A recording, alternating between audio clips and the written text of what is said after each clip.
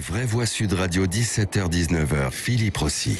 C'est le grand débat des vraies voix sur Sud Radio. On y est, deux laboratoires américains allemands, Pfizer et BioNTech, qui ont annoncé une nouvelle plutôt encourageante. Selon eux, leur vaccin est efficace à 90%, ce qui réduirait par 9 le risque d'être contaminé par le Covid. Il reste évidemment encore plusieurs étapes à franchir avant de mettre cette formule, ce vaccin sur le marché. Mais on vous pose cette question ce soir. Faut-il rendre la vaccination contre le Covid obligatoire? Le 0826 300 300. On va vous écouter dans quelques instants et puis vous continuez de voter sur le compte Twitter de Sud Radio. Les réseaux sociaux, pour l'instant, vous répondez non. C'est un grand non à 95%. Faut-il rendre la vaccination contre le Covid obligatoire? Le 0826 300 300. On en débat tout de suite. Sud Radio, les vraies voix. Le débat est ouvert. On veut le vaccin du corona. On veut le vaccin du corona. Eh oui, on l'a peut-être, le vaccin du coronavirus, avec donc ces deux laboratoires américains, allemands, Pfizer, BioNTech, qui ont déclaré avoir trouvé une formule fiable à 90%. Faut-il rendre la vaccination contre le Covid obligatoire? On en débat avec nos vraies voix, Caroline Pilastre, Philippe Bilger, Michel Pouzol. Et notre invité, c'est Philippe Vermersch qui est là, président du syndicat des médecins libéraux. Bonsoir Monsieur Vermersch. Bonsoir. Bonsoir à vous Philippe Vermersch, bienvenue dans Les Vraies Voix sur Sud Radio. Un vaccin fiable donc à 90%, c'est ce qui nous a été annoncé.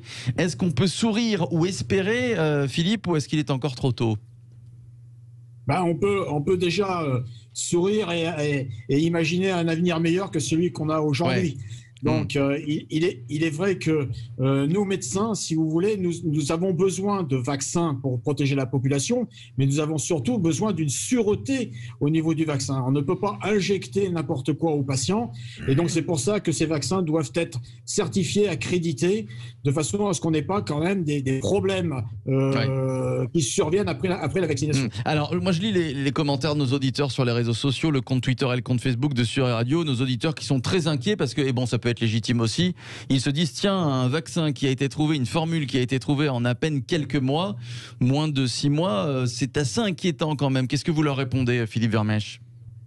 Je pense que de toute façon, les autorités sanitaires françaises ne laisseront pas mettre sur le marché un vaccin qui ne sera pas vraiment fiable et qui n'aura pas démontré son innocuité. Voilà. Donc, c'est pour ça que de toute façon, il ne faut pas espérer avoir un vaccin d'ici janvier-février. On l'aura vraisemblablement en juin-juillet, mais sûrement pas avant. Avant de donner la parole aux vraies voix, une dernière question qui va nous intéresser pour qu'on comprenne bien la fiabilité de ce vaccin. On l'a compris, fiable à 90%, alors que par exemple le vaccin contre la grippe est fiable à 60%, donc c'est une très bonne nouvelle. Est-ce que vous nous expliquez, Philippe, quelles sont les prochaines étapes pour que ce vaccin soit mis sur le marché? Il faut un test à grande échelle, c'est ça? C'est le test à grande échelle sur les patients qui est en train de se réaliser, puisque ça fait déjà 3 mois a priori qu'ils commencent à être testés. Donc il faut que ça soit à plus grande échelle, mais c'est fait selon des critères et des normes que les laboratoires respectent. Donc et ce ne sera qu'après ces études que les autorités sanitaires délivreront l'accord de mise sur le marché. Allez, ce vaccin donc fiable à 90%, qu'est-ce que vous en pensez? 0826 300 300. On va donner la parole aux vraies voix à Philippe Bilger pour commencer. Philippe Bilger, inquiet comme nos auditeurs. Tiens, Philippe. Non, pas du tout. Et je voudrais, Monsieur le Président, j'ai été très surpris, alors que moi-même, tout en étant un béotien absolu dans ce domaine, j'ai été très heureux d'apprendre cette bonne nouvelle. Je suis frappé de voir à quel point beaucoup de réactions sont plutôt précautionneuses, même négatives. Nos auditeurs ne veulent pas se faire vacciner. Est-ce qu'il n'y a pas, au fond de l'esprit français, une sorte de méfiance maladive de tout ce que peut représenter le vaccin, même le plus nécessaire qui soit? Vous avez raison. Mais on a quand même une histoire là-dessus. Depuis la vaccination en masse qu'avait fait Roselyne Bachelot, qui a été un échec à l'époque, le taux de vaccination de la population française a brusquement chuté depuis. Et aujourd'hui, on est en train de remonter progressivement la pente. Mais c'est vrai qu'on a une défiance de la population française vis-à-vis du vaccin, qui est entretenue par de nombreuses fake news et compagnie. Et c'est vrai que les gens ont peur de se faire vacciner. Bon, maintenant, avec le Covid et tout, je pense quand même que bien que les derniers sondages disaient 55% de gens pourraient se faire vacciner, que ce taux va monter parce que il est vrai que de temps en temps, les vaccins provoquent de temps en temps quelques petits accidents. Mais quand on regarde le service rendu pour l'immense majorité de la population, c'est quelque chose qui est, je dirais pas mineur, voilà, vis-à-vis de la population, mais il est vrai que il faut raisonner en macro de la population aujourd'hui. Ouais. Sauf que là, c'est vrai, et je comprends ces Français qui disent, Caroline Pilas, je sais pas ce que vous en pensez, on n'a pas envie d'être des cobayes. C'est vrai qu'on ne connaissait pas le Covid il y a encore quelques mois. On trouve une formule, un vaccin à 90% fiable. Soit, mais c'est vrai, Caroline, je sais pas vous, on peut comprendre ces gens qui ont peur d'être des cobayes tout simplement et d'être testés, parce que c'est ce qui va se passer, même si on a testé à grandeur nature et à grande échelle, on va être en quelque sorte des cobayes quand on va être vacciné, Caroline. Évidemment, mais ce qu'a dit monsieur est vrai. C'est vrai qu'en France, il y a une véritable méfiance vis-à-vis du lobby pharmaceutique, de Big Pharma, donc ça on peut l'entendre sur certains aspects, et une défiance pour se faire vacciner naturellement. On est le seul pays à avoir aussi peur du vaccin, à tort ou à raison. Maintenant, moi je comprends totalement la réponse des auditeurs, parce que je ne voudrais pas être un cobaye. Je me ferai vacciner quand j'en saurai plus sur les premiers résultats. Et là où, par contre, je ne rejoins pas les auditeurs, c'est normal que le vaccin arrive rapidement par rapport à d'autres, parce que c'est le monde entier qui est sur le coup. Vu que c'est un virus qui nous a tous mis dans la panade, alors sur le plan sanitaire, économique, donc on a besoin de s'en sortir. Et là, forcément, toutes les intelligences sont les bienvenues, scientifiquement parlant, au niveau de la recherche, évidemment.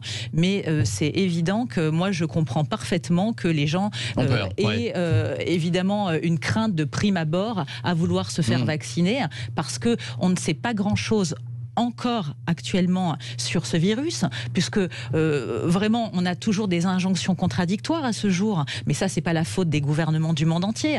On ne sait pas réellement où est-ce qu'on peut l'attraper, quand ça s'arrêtera. On nous parle maintenant d'une 3e ou 4e vague. Donc le vaccin en soi c'est une bonne nouvelle, on est sur la bonne voie et ça apporte de l'espoir, et on a besoin d'espoir vu la morosité ambiante. Maintenant, raison gardée. Alors Michel Pouzol, tiens, je vous posais la question qu'on pose sur le compte Twitter de Sud Radio. Est-ce qu'il faut le rendre obligatoire, ce vaccin contre le Covid ? D'abord, il faut revenir sur une chose. On ne va pas commencer à vacciner demain. Le vaccin n'est pas disponible. Non, c'est sûr. Il est encore, l'expérimentation est encore longue. Dans l'annonce qui a été faite aujourd'hui, il y a aussi une annonce, je dirais, bien comprise, industrielle, où des laboratoires disent on y est déjà. Donc il y a quand même une course pour ce vaccin. Je crois qu'il y a un enjeu financier et il y a 8 autres vaccins sanitaires qui sont en train d'être testés. Exactement, qui sont en train d'être testés. Donc tout ça, ce que j'en retiens, moi, c'est que ça donne une bonne nouvelle. La bonne nouvelle, c'est qu'on avance. Et on avance, a priori, dans la bonne direction.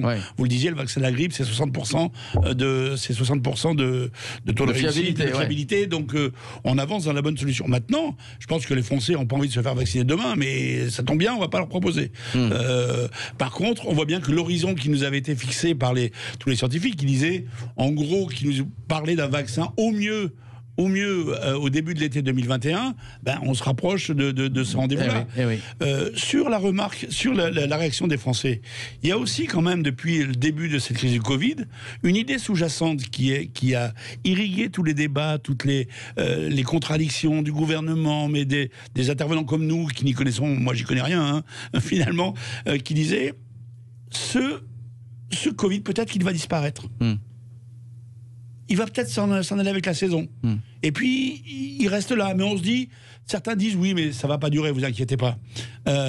Si demain, on est dans le constat que le Covid s'installe dans nos vies, s'installe sur la durée dans nos vies, on sera bien obligé de faire avec à un moment donné, et donc de passer par la vaccination. Je prends une analogie qui vaut que ce qu'elle vaut, parce qu'elle n'est pas...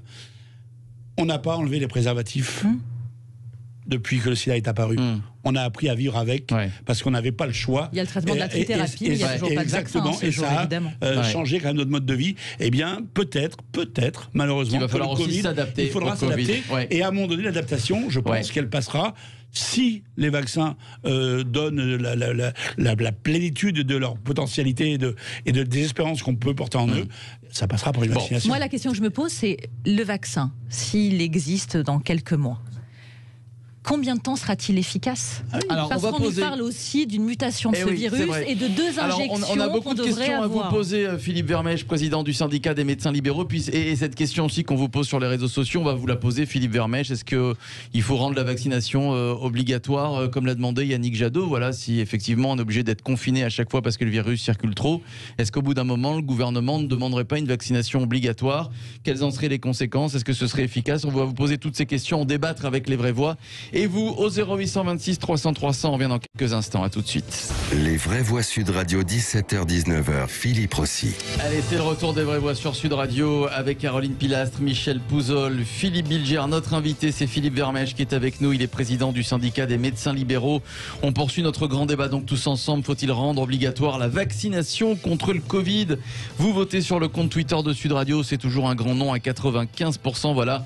Si jamais eh bien, ce fameux vaccin du laboratoire Pfizer est sur le marché, donc à 90% fiable, faut-il rendre obligatoire la vaccination contre le Covid? C'est ce que réclame par exemple le député Yannick Jadot, 0826 300 300. Tiens, qu'en pensez-vous?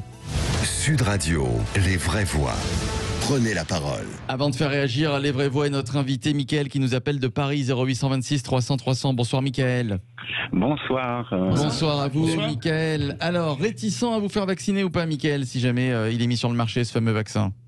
Réticent, oui et non. C'est-à-dire, moi, je suis pas dans cette position qui vise à être anti-vaccin. Je pense que les vaccins contre la peste, la rage, la tuberculose, tout ce qu'on la polio, je pense que c'est essentiel. Maintenant, ce qui se pose comme problème face à cette extraordinaire découverte, c'est de se demander, en tout cas de mon point de vue, c'est pourquoi avant d'injecter des substances dans le corps, on n'applique pas une politique qui pourrait être tout autre. C'est-à-dire, pourquoi est-ce qu'on met des masques qui, au lieu de protéger du virus, empêchent juste de le transmettre? C'est-à-dire qu'il y a des masques FFP2, il y a des choses qui pourraient être mises en place de dépistage comme pour les tests. Alors de on peut faire les deux en parallèle, c'est-à-dire avoir une bonne stratégie et trouver un vaccin aussi. On peut faire déjà la base, au lieu de mettre des masques à tout le monde qui servent à rassurer plus qu'à protéger, puisque en fait on évite de transmettre le virus, mais les masques qu'on devrait mettre, c'est ceux qui nous empêchent d'être contaminés déjà à la base. Et de savoir si on est porteur du virus, ça serait quand même déjà l'essentiel avant de savoir s'il faut se faire vacciner. Ce qui m'étonne beaucoup dans toute cette histoire, c'est quand même que cette découverte extraordinaire arrive 2 jours après l'élection de Biden. Pourquoi c'est pas avant? Pourquoi tout d'un coup la bourse s'enflamme alors que quand Poutine l'annonce, on dit ah non. Quand d'autres annoncent des découvertes mirobolantes, on réagit pas. Et là tout d'un coup, il y a une sorte de timing salvateur à un moment où on est quand même au fond du trou ici et on nous explique tout d'un coup, allez, les vaccins. Alors les vaccins, ils ont prouvé leur efficacité pour des maladies sur lesquelles on a un peu de recul. Mais c'est vrai que celui-là, la suspicion, elle s'installe d'évidence, alors qu'il y a des choses très simples, comme le sida, on a un préservatif, on sait qu'on se protège, un FFP2, on est protégé, un dépistage, on sait si on est porteur ou pas. Alors on va demander à nos vraies voix et à notre invité, évidemment, tiens, Philippe Bilger, vous l'avez entendu, cet argument des républicains aux États-Unis qui disent si on avait annoncé le vaccin il y a une petite semaine, ça aurait peut-être changé la donne. C'est bizarre qu'on annonce le vaccin à la victoire de Biden. Philippe Bilger. Alors, en fait, à la fois, je suis un total profane dans ce domaine. En plus, je n'ai absolument pas une veine complotiste. Et donc, je serais très curieux d'entendre l'avis de notre invité sur le caractère obligatoire ou non du vaccin. On va lui Vous demander. aviez évoqué ces interrogations, Philippe. Oui, alors Philippe Vermèche, président du syndicat des médecins libéraux, est-ce qu'il faut rendre le vaccin obligatoire? Parce que c'est vrai qu'on peut imaginer un gouvernement qui dise ça peut plus durer, le confinement, le déconfinement, le stop and go.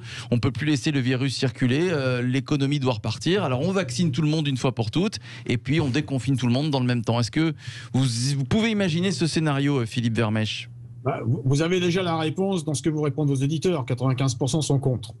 Oui, donc, si on passe à l'obligation, donc déjà, ça posera un problème politique au gouvernement. Et deuxièmement, il y aura une forte réticence de la population. Donc, on n'est pas en Russie, on n'est pas en Chine. Mais est-ce que vous, en tant que médecin, vous êtes qu'à Wuhan, où il n'y a plus de coronavirus, la Covid-19 a disparu de Wuhan, a priori, dès qu'ils ont un cluster, ils bouclent le quartier, ils mettent les gens chez eux, interdiction de sortir. Nous sommes en France. On n'est pas en Chine, on n'est pas en Russie non plus.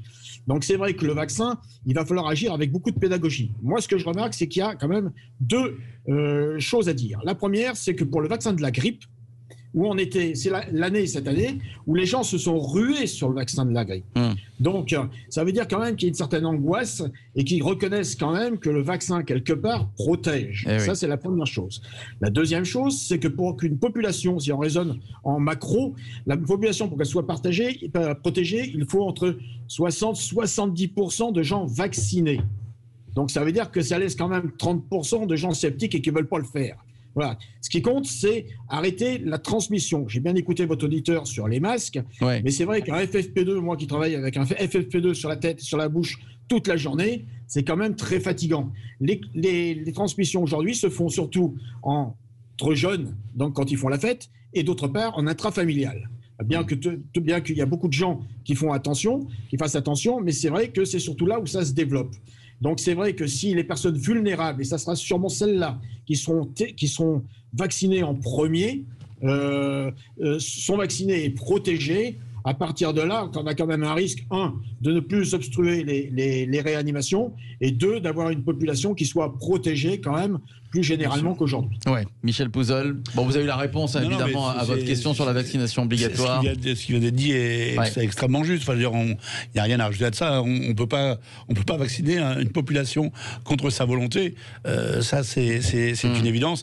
Et en même temps, peut-être qu'on passera par une première phase de vaccination sur les personnes les plus à risque. Par exemple, les soignants,